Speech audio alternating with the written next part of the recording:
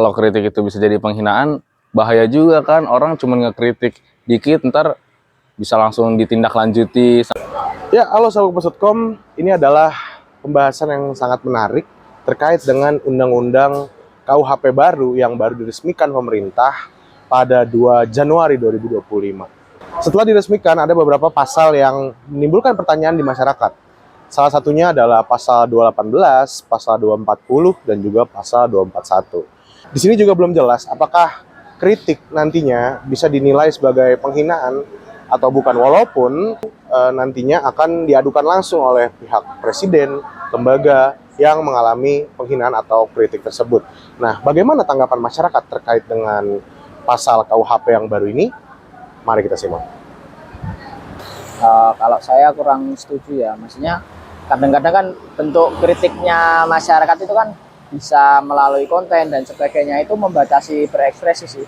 Dan soal presiden sendiri kan, presiden dipilih rakyat, masa ya dihujat dikit lah, asal nggak keterlaluan, masa nggak boleh. Saya denger sih baru-baru ini lewat media sosial tuh udah banyak tuh beritanya terkait pengesahan undang-undang yang baru lah ya, 240 241.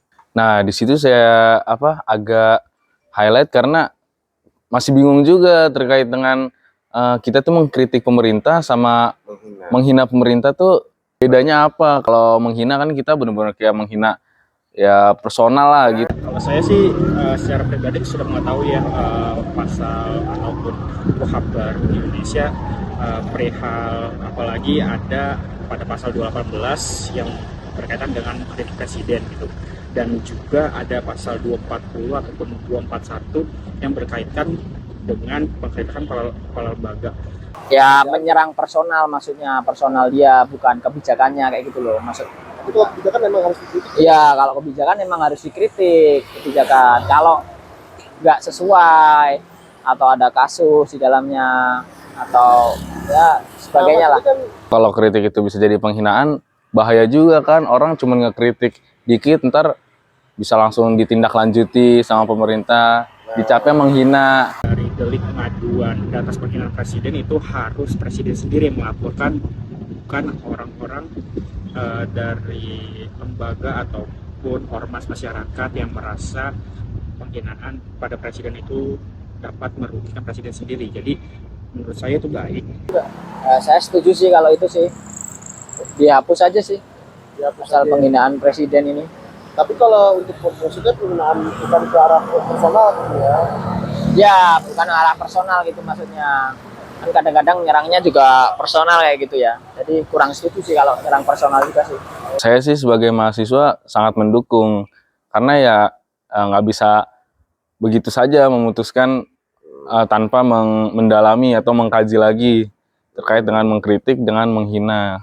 Yang itu yang paling bahaya itu. Iya, itu paling bahaya. Karena nggak bisa demo dong Mas. iya, kita kan kritik itu bagian dari kebebasan berpendapat ya, atau kebebasan berekspresi lah. Itu kan salah satu dari unsur demokrasi di negeri kita sendiri.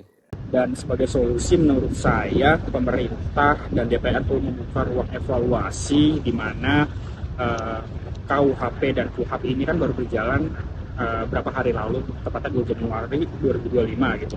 Dan jika memang ada pasal yang menimbulkan keresahan, sebaiknya dilakukan pengajian lebih lanjut atau melakukan revisi terbatas. Dan selain itu dan diperlukan tentunya sosialisasi yang masif, di mana pasal-pasal yang diragukan atau menjadi sorotan publik ini dapat diterima oleh masyarakat, bagaimana eksekusi ataupun jalannya dalam hukum di Indonesia, itu menurut saya.